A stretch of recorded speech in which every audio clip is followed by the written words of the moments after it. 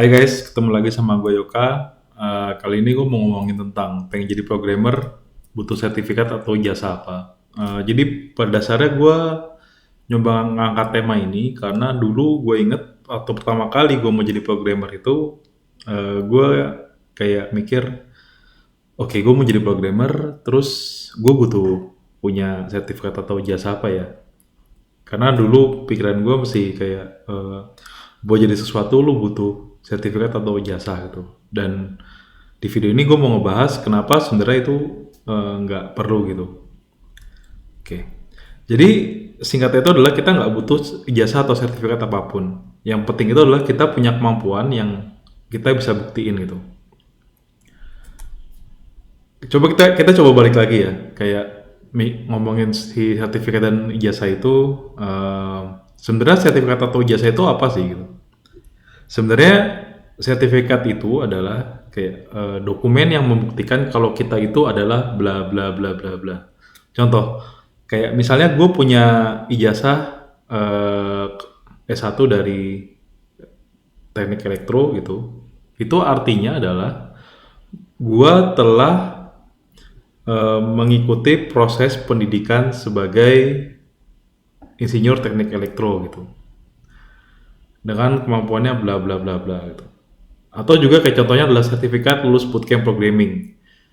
Artinya adalah gua telah eh, mengikuti proses bootcamp programming. Dan sebenarnya yang sertifikat itu ujung-ujungnya itu ada ini sih, kayak ibaratnya kayak ada institusi atau perorangan gitu ya. Itu yang ngejamin bahwa kita telah mengikuti proses tertentu gitu. Atau kita telah bla bla bla. Dan sebenarnya dari sertifikat itu ada beberapa permasalahan. Yang pertama adalah apakah institusi itu dipercaya atau enggak gitu. Jadi kayak misalnya kita lulus dari kampus yang namanya udah ada gitu, sudah terkenal.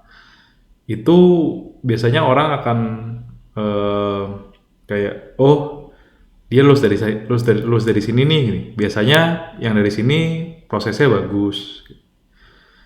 Tapi ujung-ujungnya kayak institusinya itu dipercaya itu ada dua sih. Ada kayak performanya itu gimana yang pemegang sertifikatnya. Misalnya lulus dari bootcamp something, sesuatu gitu, bootcamp X misalnya.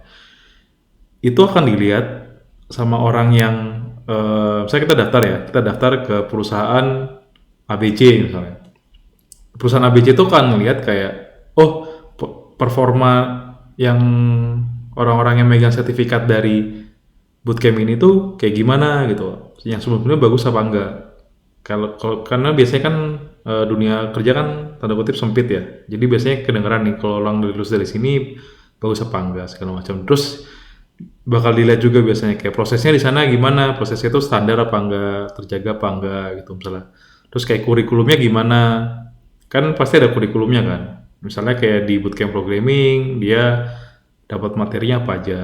Jadi ketika nanti yang perusahaan yang kita daftar itu mau nge-hire kita dan nge-proses kita buat proses rekrutmen, itu dia akan ngeliat nih biasanya dia udah ada di bootcamp ini tuh dikasih apa aja sih gitu.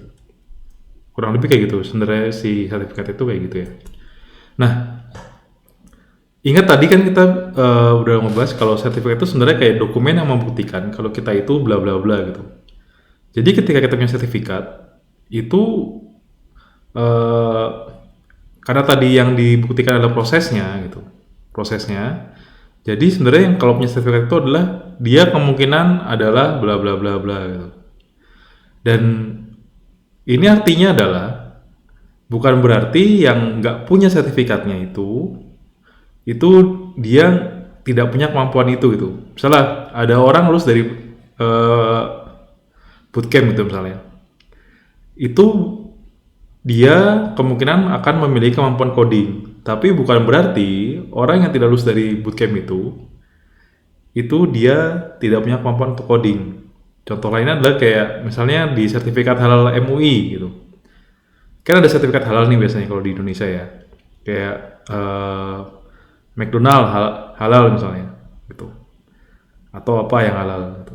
Itu dia berarti dia sudah mengikuti prosedur yang menurut MUI itu bisa menghasilkan sesuatu yang halal gitu.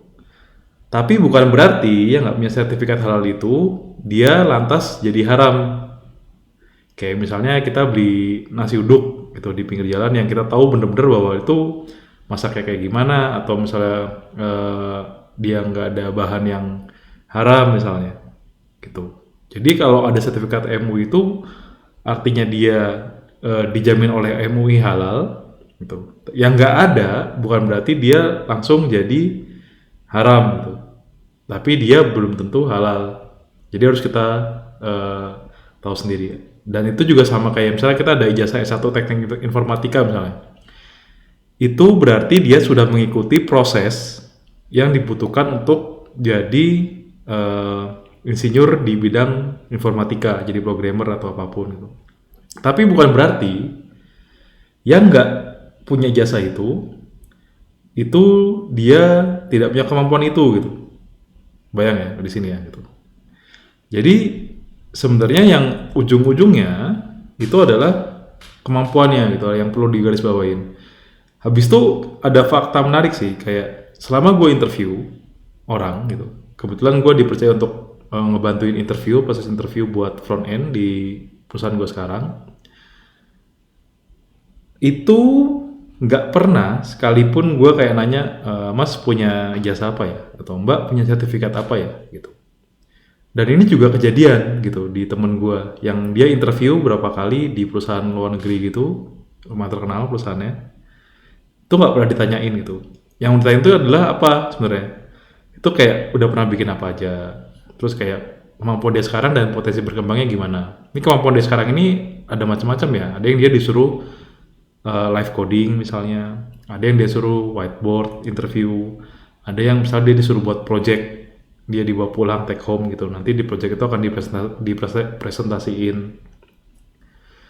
dan akan dinilai juga kayak komunikasinya lancar apa enggak sih. Misalnya kita ngomong nih, jadi kan sebenarnya gini, ketika kita memutuskan untuk meng-hire orang, ketika suatu perusahaan memutuskan untuk merekrut orang, merekrut programmer atau siapapun itu, dia akan mencoba membayangkan gimana rasanya kalau misalnya orang yang diinterview ini, yang lagi ikutin proses ini kerja sama mereka gitu biasanya.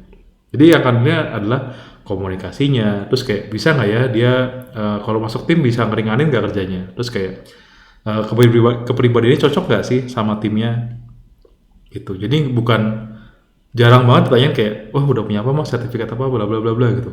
Yang biasanya ya kalau untuk coding ya terutama ya, bisa ditanya tuh kayak udah pernah bikin apa aja mas, kayak pertanyaan yang dalam satu tahun terakhir ada project apa aja, terus kayak gimana segala macam. Itu prosesnya akan sama sih di dalam atau di luar negeri gitu. Jadi bukan, yang tanya itu bukan ijazahnya apa. Mungkin ada yang nanya tapi nggak tahu sih, biasanya nggak akan ditanya sih, cuman tanya itu yang pertanyaan yang tadi ini. Jadi kesimpulannya apa? Kesimpulan adalah kejar kemampuan dan portofolio kita gitu. Portofolio itu artinya pernah bikin apa.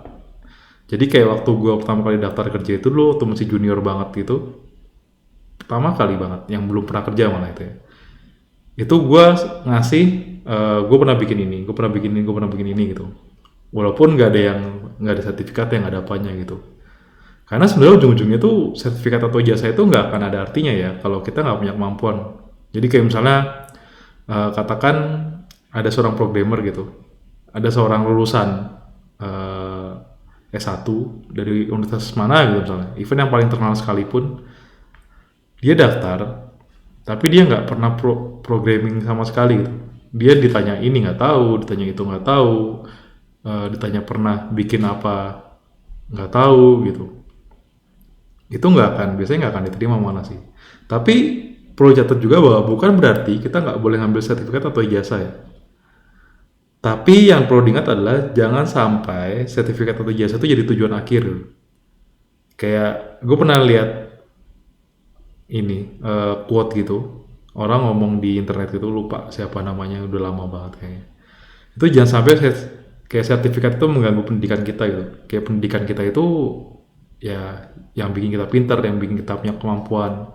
Kalau dalam hal programming ini ya kita punya kemampuan programming, kita bisa bikin ini, kita ngerti dia dasar teorinya apa, segala macam gitu. Dan itu bisa didapetin lah sertifikat, tapi itu bukan tujuan akhir sih gitu. Dan kayak gua waktu itu masuk ke ruang guru juga itu nggak ditanya sih udah punya sertifikat apa sih. Dan teman-teman gue juga banyak gitu, dan terbukti juga sepenglihatan gue gitu, banyak orang yang nggak punya sertifikat IT gitu ya, itu jadi programmer itu malah kadang lebih bagus dan bersaing gitu sama yang punya sertifikatnya dari bootcamp kah atau dari eh, kampus kah gitu. Karena ujung-ujungnya kalau kayak gini kan kuat-kuatan kemauan aja kan. Siapa yang mau berusaha ya insya Allah akan ada hasilnya gitu. Oke, sekian dulu dari gua. Semoga bisa berguna. Buat yang masih bingung mau jadi programmer, nggak perlu mikirin sertifikat apa-apa, ambil aja yang penting belajar terus gitu. Mau ikutan bootcamp silakan gitu, mau ikutan jadi ke kampus dulu ya silakan gitu. Yang penting hajar aja gitu, nggak perlu takut eh, mikirin ininya gitu. Yang penting berusaha, insya Allah bisa. Oke guys, sampai ketemu. Dah.